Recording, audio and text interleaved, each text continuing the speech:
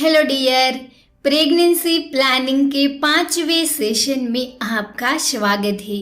यदि आप pregnancy planning कर रहे हैं तो यह वीडियो के एक एक शब्द आप सभी के लिए बहुत ही खास होने वाला है।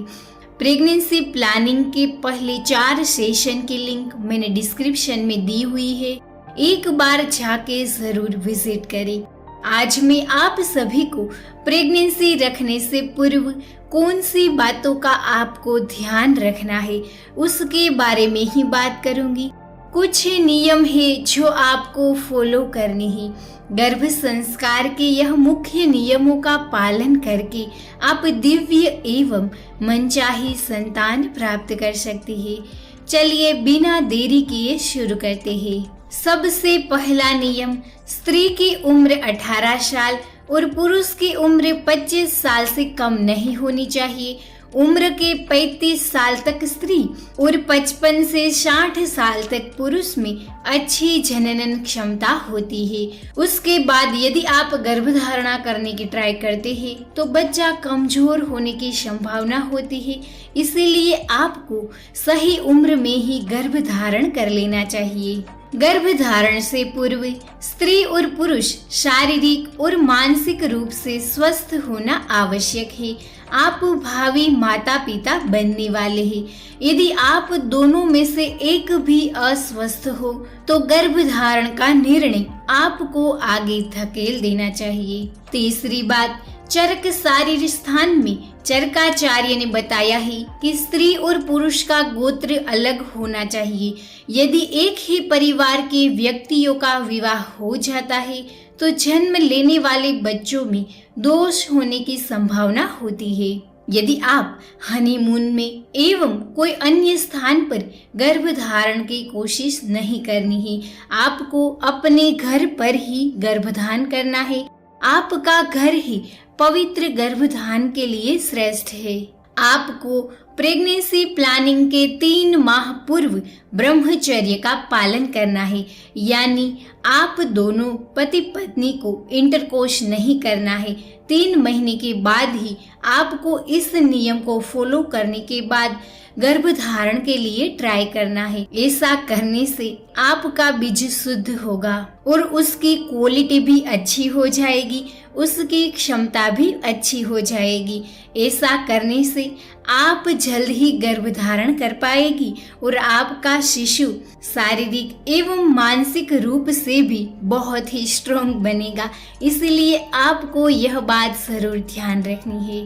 प्रेगनेंसी से पहले शारीरिक एवं मानसिक शुद्धि अनिवार्य है। हमारे त्रिदोष वात, पित्त और कफ का संतुलन रहे, हमारे सप्त धातु का संतुलन रहे, इसका आपको ध्यान रखना है।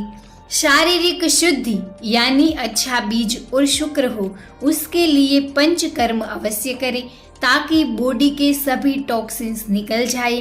आपको अपने खान पान में भी ध्यान रखना है और ब्रह्मचर्य का भी पालन करना है ताकि आपके शरीर की शुद्धि हो जाए। उसके बाद मानसिक शुद्धि के लिए आपको ओमकार जाप, गायत्री मंत्र, गर्भ प्रार्थना, गर्भ संवाद, संगीत, योग और साहित्य एवं अच्छी किताबों का अध्ययन जरूर करना है ताकि आप मानसिक तौर पर स्वस्थ रहे, आप में कोई नेगेटिविटी ना आए, आप किसी के बारे में कोई बुरा ना सोचे। इसके लिए आपको मानसिक शुद्धि अनिवार्य है। हेमंत और शिशिर ऋतु यानी शीत ऋतु समागम के लिए बहुत ही श्रेष्ठ है। अमावस्या, पूर्णिमा, सूर्य ग्रहण, चंद्र ग्रहण, श्राद्ध के दिन, अष्टमी, एकादशी एवं जन्माष्टमी, रामनवमी, नवरात्रि पर्व की रात्रियों में गर्भधारणा की कोशिश ना करें। अपने समागम को पवित्रता का भाव दे। गर्भाधान हेतु किए जाने वाले सहवास को मात्र यौन क्रीड़ा की तरह नहीं बल्कि समागम को संयुक्त आनंद प्राप्ति की, प्रेम के आदान प्रदान करने की, ध्यान प्राप्ति की पवित्र प्रक्रिया समझे। उसके बाद ही समागम करें। अच्छे वातावरण में ही समागम को पूर्ण करें। जब आप दोनों की मानसिक स्थिति अच्छी हो, जब आप आनंद की अनुभूति कर रहे हो, तब ही आप दोनों को गर्भधारणा के लिए समागम करना चाहिए। गर्भाधान से पहले व गर्भाधान के समय जैसे शारीरिक व मानसिक स्थिति माता पिता की होती है, उसी का प्रभाव आने वाली संतान पर पड़ता है। दिन और संध्या काल में समागम नहीं करना चाहिए।